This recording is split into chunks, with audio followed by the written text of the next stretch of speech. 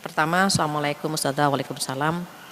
Bagaimana cara menata hati agar lebih damai dan mau memaafkan? Karena sudah terlanjur sakit hati dengan ayah sendiri. Ayah yang seharusnya menjadi cinta pertama saya, tetapi sebaliknya saya sakit hati dengan ayah saya. Kenapa? Karena ayah sering menyakiti ibu dan berpoligami tanpa izin dan tidak adil.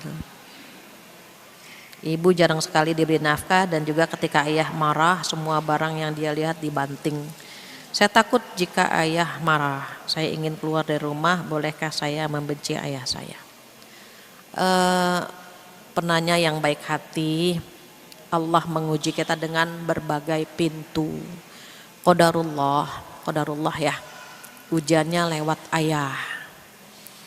Ayah itu sosok yang berjasa, yang memberikan kita banyak hal, tetapi kita tidak merasakannya. Semarah-marahnya ayah itu sayang sama kita. Sebenci-bencinya dia sama ibu kita, dia tidak akan pernah membenci anaknya. Kalau kita membenci ayah kita karena dia zalim kepada ibu kita, mungkin manusiawi ya, wajar gitu. Tetapi jangan sampai hati kita dipenuhi dengan benci. Jangan sampai hati kita dipenuhi marah oleh orang tua kita. Ngobrol-ngobrollah sering-sering dengan orang tua, dengan ayah kita. Sampaikan gitu ya. Ayah kalau misalnya nanti, ini nih simulasi saja. Bertanya kepada ayah kita, ayah seandainya saya punya suami, terus suami saya jahat sekali sama saya. Suami saya misalnya zolim sama saya, perasaan ayah bagaimana?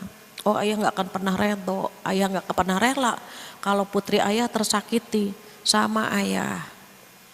Kakek gak pernah redho, gak pernah rela kalau putrinya, kalau ibu itu disakiti sama ayah. Orang tua manapun tidak akan pernah redho. Ngobrollah sama ayah. Jangan sampai marah kita membuncah menjadi benci yang berkepanjangan. Walau bagaimana ayah kita adalah orang yang pernah berjasa dengan kehadiran kita. Jadi sering-sering ngobrol, minta agar ayah kita berbuat baik kepada ibu kita. Sebagaimana ayah kita gak pernah redho kita disakiti oleh suami kita, sama gitu. Orang tua ibunda kita pun tidak akan pernah redho kalau ayah kita menyakiti ibunya. Mudah-mudahan tersentuh. Dan jangan lupa doakan ayah kita, sebut namanya dalam sholat malam. Mudah-mudahan hatinya bisa diluluhkan ya, bisa diluluhkan. Kemudian yang selanjutnya, Ustazah mohon maaf, mau bertanya gimana sikap saya pada suami yang berbuat selingkuh atau maksiat sampai pergi dari rumah. Haruskah saya bertahan atau berpisah sedangkan udah ada anak 3, sudah ada anak-anak yang masih butuh perhatian kedua orang tua. Hati saya masih bimbang antara bertahan atau berpisah. Setiap ada keraguan, ada kebimbangan, maka sholat istikharah. Sholat istikharah 2 rakaat, nanti minta petunjuk sama Allah apakah bertahan atau berpisah. Allah paling tahu ujian yang cocok buat kita apa, solusinya bagaimana, oh Allah paling tahu. Jadi saat kita bingung langsung konsultasi kepada Allah Subhanahu wa ta'ala. Minta petunjuk sama Allah, ya Allah ini saya kok satu sisi hati saya gak kuat gitu ya. Tapi satu sisi saya ingin bertahan, ya Allah yang mana yang terbaik. Jika bertahan lebih baik maka mudahkan begitu. Jadi jangan sampai kita mengambil keputusan tanpa melibatkan Allah. Hindari, jangan sampai mengambil keputusan tanpa melibatkan Allah. Kita kemana-mana saja bawa Google Map kan. Padahal ini buatan manusia, kadang-kadang Google Map ngajak ngasruk-ngasruk juga kan. Kita pakai lagi. Sekarang Allah paling tahu dengan kehidupan kita sekarang, nanti dan selanjutnya. Allah paling tahu. Semuanya tanya sama Allah, semuanya. Termasuk apakah bertahan atau berpisah. Sama ketika kita nikah kan istikharah, berpisah pun istikharah. Kalau bersabar dengan ujian Allah, pahalanya besar. Capek hati, capek fisik, capek pikiran, itu ada pahala semua di sana itu. Dan pahala Allah semakin besar jika semakin berat beban hidup kita, itu pahalanya semakin besar. Tetapi karena ada pilihan apakah bertahan atau berpisah, maka konsultasi kepada Allah Subhanahu wa taala. Demikian. Yang selanjutnya, Assalamualaikum Ustazah, apa yang harus saya lakukan atau tindakan apa ketika anak udah mondok tiba-tiba nggak mau mondok, maunya di rumah saja. Anak saya laki-laki kelas 2 SMA maunya di rumah saja, nemenin ibunya. Anak-anak itu kalau dipaksakan dia akan frontal. Kalau misalnya dia pengen mondok dan tiba-tiba di tengah jalan dia pengen pulang, kita minta komitmen dia saja, kan dulu kamu yang minta mondok gitu. Ibu nggak maksa, kamu yang minta mondok. Kalau kamu udah milih mondok, bertahan ya sampai selesai. Berbeda kalau kita yang maksa, mondok nanti begini, di tengah jalan dia minta pulang, ya sudah. Karena itu dari kemauan kita. Jadi lihat kemauan siapa nih dia mondok. Kalau saya setiap anak mau mondok, itu saya bawa anaknya ke beberapa pesantren. Jadi pilihannya apa? Mau pesantren yang mana nak? Nah, dia nggak ada pilihan untuk tinggal di rumah. Jadi saya bawa pesantren A, B, C, D, di antara 4 ini kamu mau mondok yang di mana nak? Gitu. Jadi nggak ada pilihan. Kamu mau mondok atau mau di rumah, nggak ada pilihan. Di antara pesantren ini kamu mau mondok yang mana? Gitu. Aku mau nggak mau kan di antara 4 itu dia pilih. Ya sudah gitu. Dia bertahan. Alhamdulillah hampir semuanya 6 tahun. SMP, SMU di sana. Kenapa? Pegang komitmennya, kan udah dipilih begitu. Pernah ada salah satu anak saya itu keluar ya karena punya penyakit harus diterapi, keluar dari pondok. Jadi kelas 3 SMP lulus, keluar masuk di SMU negeri. Masya Allah ya, subhanallah. Ketika sekolah di SMU negeri ada aja masalah. HP-nya hilang, dia kena rampok, jadi pisau sudah di lehernya gitu, naik angkot.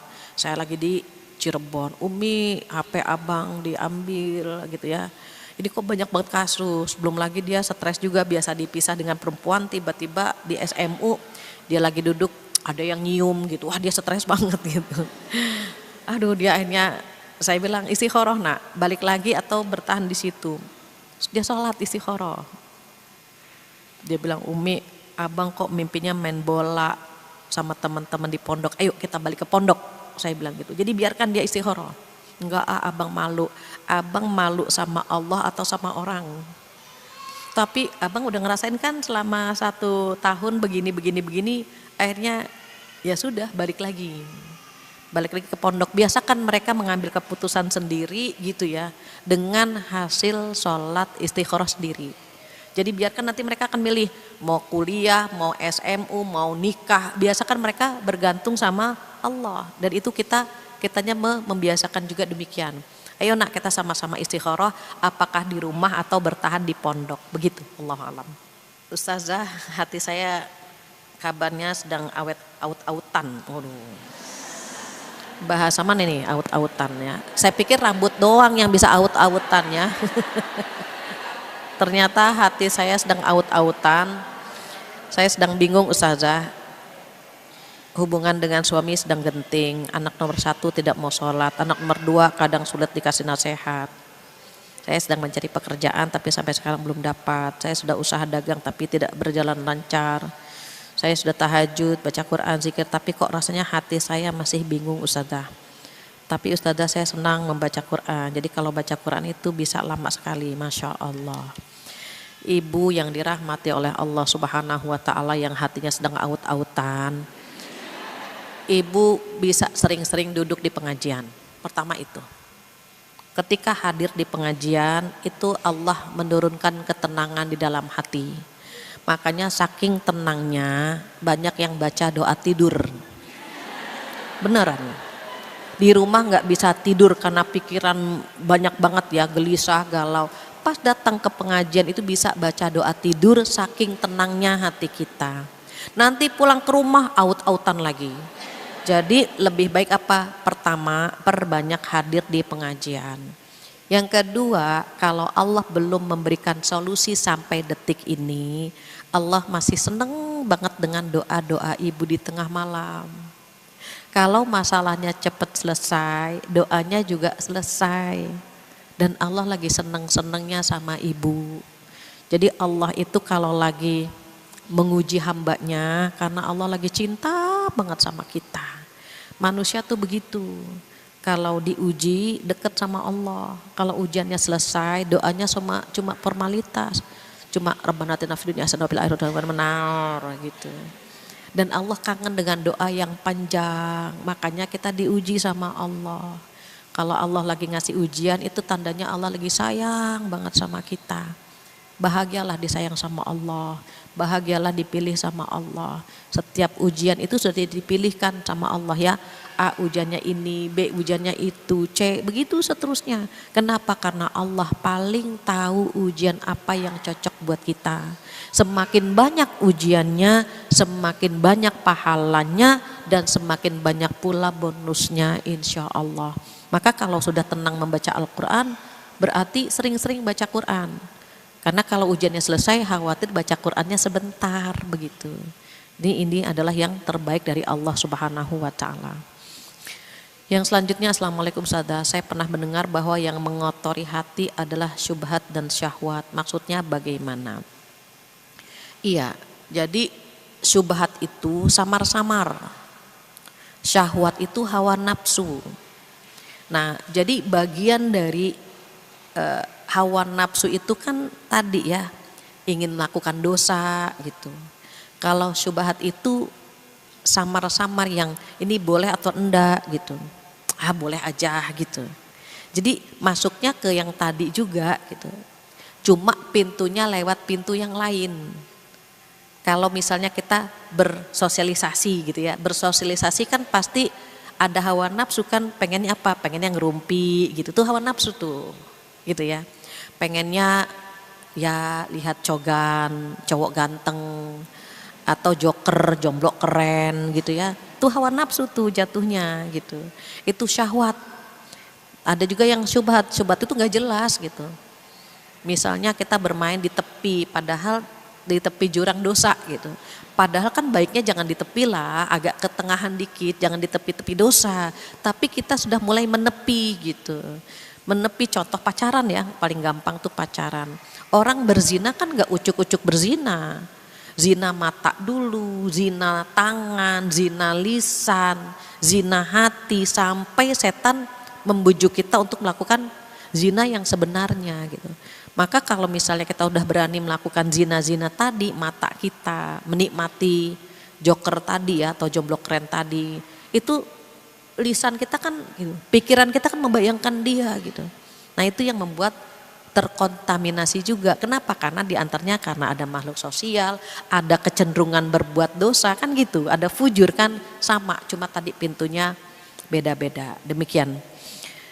Yang selanjutnya, Assalamualaikum warahmatullahi wabarakatuh. Waalaikumsalam warahmatullahi wabarakatuh. Izin bertanya Ustazah, yang pertama ketika beribadah, mengaji gitu ya, atau puasa, bagaimana menjaga hati agar tidak riya tentang ibadah kita. Mengaji suara kita terdengar orang lain, saat puasa ditanya orang lain. Gini,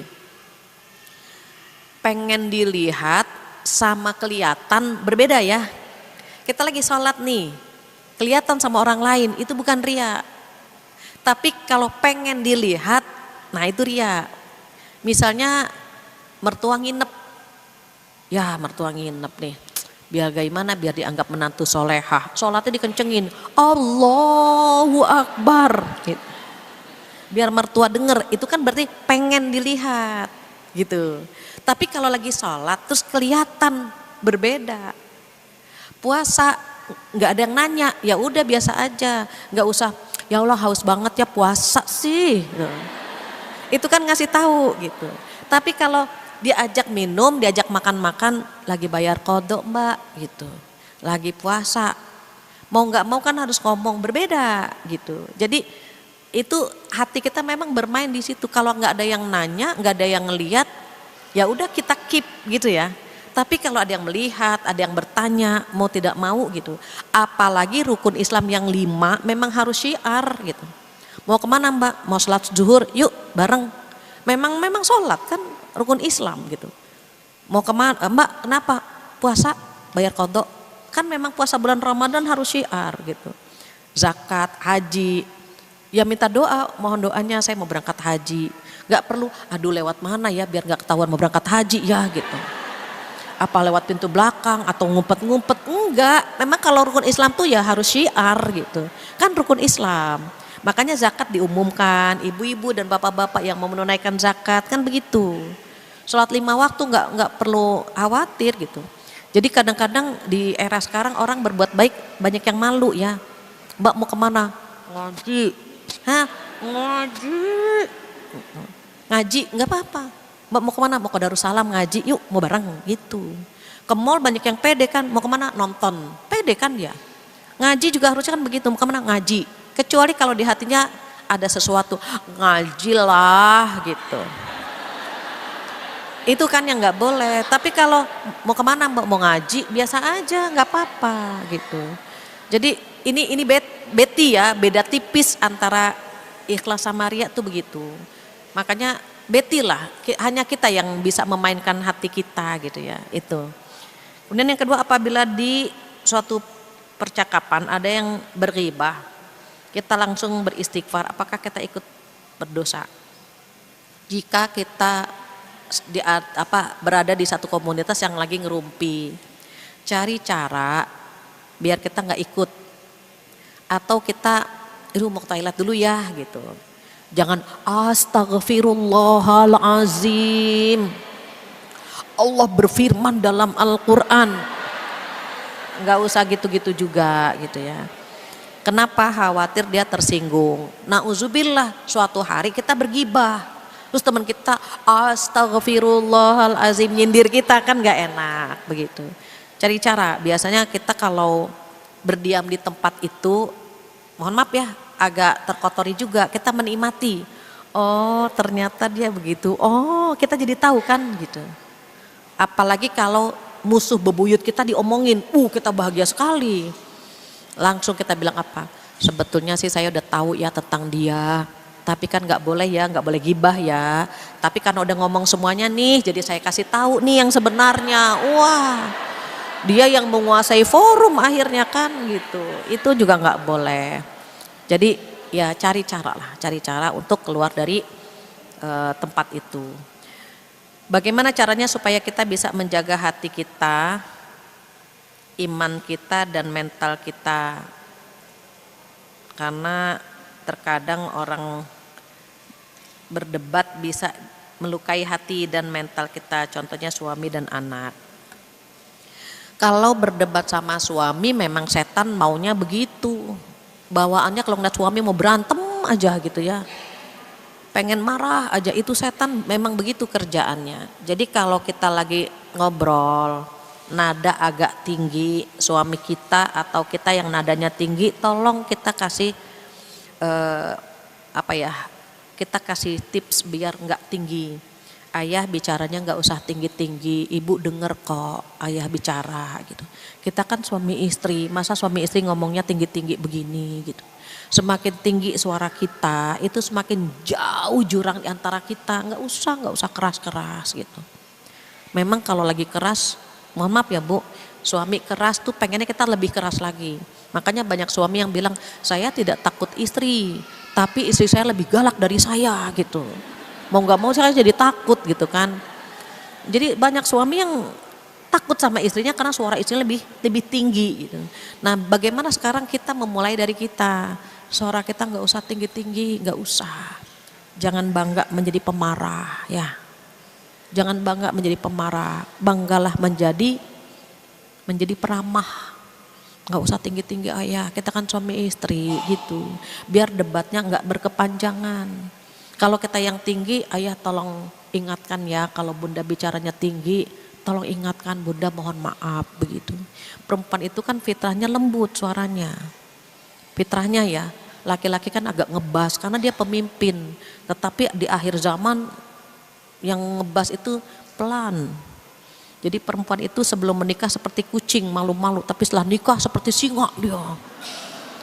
Berbeda dengan laki-laki, di luar seperti singa, pas pulang ke rumah dia seperti kucing ketemu kita kan gitu. Maka kurangi saja debatnya. Ya sudah, nanti kita ngadu lagi sama Allah. Ya Allah, hari ini saya berbeda pendapat dengan pasangan, dengan anak-anak. Ya Allah, luluhkan, lembutkan hati suami hamba, hati suami anak-anak hamba, begitu. Ya udah, kita yang ngalah aja. Kenapa? Perempuan itu kan fitrahnya seperti air. Air itu kan pandai beradaptasi. Kalau diletakkan di gelas bentuknya seperti gelas, diletakkan di botol bentuknya seperti botol. Perempuan kan fitrahnya seperti itu sebetulnya. Jadi ketemu yang keras dia bisa lembut, ketemu yang lembut dia bisa tegas. Itu pandai-pandai aja beradaptasi begitu ya. Biar tidak berlama-lama berdebat dengan orang-orang tercinta. Jadi kalau lagi berdebat ingatnya apa sih? Ya Allah, takutnya keluar dari sini kita meninggal atau dia yang meninggal gitu. Nggak jadi itu kalau mau keras-kerasan sama orang-orang yang kita cinta tuh nggak jadi kita. Kenapa sih mereka darah daging kita, mereka pasangan hidup kita gitu ya. Tapi diingat ya, setan bermain di rumah.